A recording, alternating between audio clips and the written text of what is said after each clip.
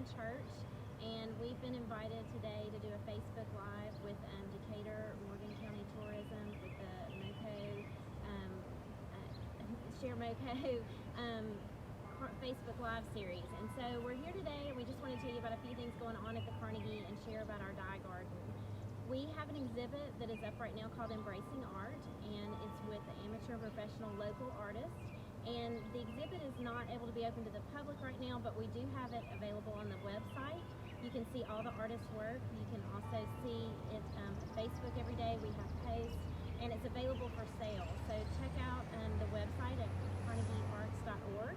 You can also see our past exhibit with Frances Tate. Her Tennessee River watercolor collection is available in a virtual tour, so you can see that at your convenience right at home. And she shares a lot about Decatur's Old Town and the history there. And we also have a series going on right now on Tuesdays and Thursday evenings at 7:30 on Facebook with artists sharing children's stories. And we also have some crew members from Carnegie Carnival who are reading tonight. We have a pirate reading with Mary Reed at 7:30. So those are really fun, and those live on our Facebook YouTube channel, the Carnegie Visual Arts Center Facebook YouTube channel, so you can see them anytime you want. We also have a Monday moment in the dye garden, and so I'm going to share with you a little bit today about our dye garden and how you can have a dye garden of your own.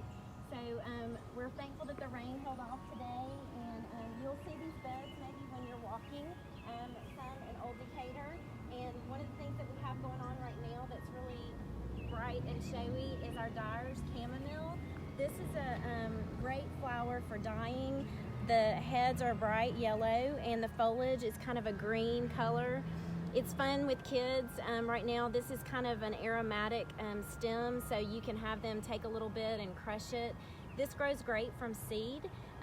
So if you see in the garden center dyer's chamomile seed packets, then you can just put them in the ground.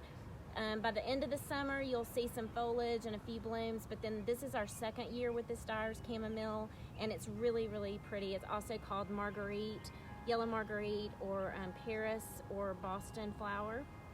So that's something that's really great to have in a dye garden if you want to experiment with seeds, to do that. We have some yarrow that we got actually last year at the Morgan the Gardeners, Morgan County Gardeners Association. There, we bought it at the plant sale, and they're going to be having their plant sale in May. I think it's May 16th and 17th, I believe, is when it's scheduled. So definitely a great place to pick up some plants for your dye garden. We thought this was yellow. It ended up being white, so we're going to use the leaves for textures and rubbings and some of those kinds of things for camp. So even though things may not turn out exactly like you think with when you purchase, then there's always some neat texture and the flower shapes that you can use. This is Coreopsis that's in our garden. It's a perennial, and it's great for the foliage, for the flower color, and it also has this small leaf foliage. The flowers we would pick off and deadhead. You can just, as they're flowering, do this. You can dry them, or you can put them in a pot fresh and get probably like enough to cover maybe an inch in the bottom of a pot, put some water and boil it and let it sit, strain the flowers off, and then you can take some white fabric that's wet and something like cotton or silk and put it in there, and you can dye it. The longer you leave it in there, the deeper color you'll get. So that's something that's a really great flower to have in your dye garden. You can see here we've got some little shoots that are coming up. This is Tango Cosmos. These are from seeds that we planted last year, and they are starting to come back, and they're going to be all in our dye garden.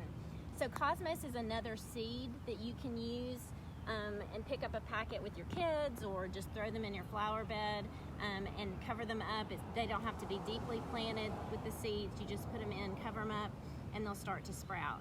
So they have yellow flowers, and we just deadheaded them pretty often throughout the season, and we got a lot of dye from them last year that we used at camp. And then finally, I just wanted to share a flower with y'all that's really, really easy. These are marigolds. These are dwarf marigolds, and you'll see them in a deep orange or in a brighter yellow in your garden centers. And they're very easy to plant. They're really sturdy, so it's great for little kids because they really can't hurt them. You don't have to dig a very deep hole, but just about as deep as you have here. And you can plant this in your garden, and then you just have the kids deadhead them, or you can deadhead them as they bloom. And the more you deadhead, the more blooms you're going to get. From this one pot, I can actually get 2 blooms. I usually break these in 2, and then just dig a hole about that deep and put it in there. This is just an easy plant that's everywhere. It smells great. It has a really aromatic leaf, and mosquitoes don't like it, so it's a great thing to have in your garden for mosquitoes. And then it's also easy for kids to deadhead. You can just have them pop the heads off like that. And so our little boy loves to do this. And then this is what you actually put in the pot, and you can boil it to get your dye. So you can do this, and it's just a one plant thing to have for your dye garden and not feel like you have to plan for a lot of seed packets or anything like that. Just put this in a pot, or you can dry it. And if you put it on a screen, you can dry them and then just keep them in a glass jar, and then you can use them later on once you've gotten more. But you can do this right when you plant them. We could deadhead all of these and then go back, and the more you deadhead them, the more blooms that you're going to get. So we have a lot more coming up. We hope that you'll stop by and enjoy the dye garden. If you're in downtown Decatur, we appreciate how much support we've gotten from the community, and we look forward to working and providing more flowers in the garden. We've got seeds that are in the ground, and you'll see us putting plants in. We'll be planting sunflowers that will get really tall, and we'll use the seeds for dyeing and the fiber from the plant stems to make paper. And then we'll also be planting sunflowers and black-eyed Susans and other plants. So thanks for being with us today, and